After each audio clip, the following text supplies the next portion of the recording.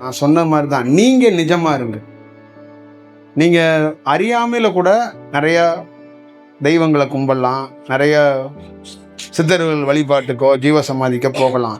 ஆனால் நீங்கள் நிஜமாக இருந்தால் அறியாத குழந்தைய தான் இறைவன் தடுத்து ஆட்கொள்வான். மகனே, நீ போகிற பாதையில் கல் முள் நிறைந்தது, இந்த பாதையில் போகாத, லேட் ஆகும்டா, வாடா அப்படி இந்த லெஃப்ட் சைடில் போடா. இப்போ நீங்கள் சதுரகிரிக்கு போகிறீங்கன்னு வச்சுக்கோங்க, யாருமே இல்லை, ஒரு பாதை மாறி போகிறீங்க, ஒரு நாயையோ எதையோ கொடுத்து உங்களுக்கு ஒரு பாதையை காட்டி கொடுத்து இல்லை, அது ஒரு அமானுஷமான செயல். ஆனால் ஞானி என்ன பண்ணுவான்னா அதை கிளாரிட்டியாக பண்ணுவான்.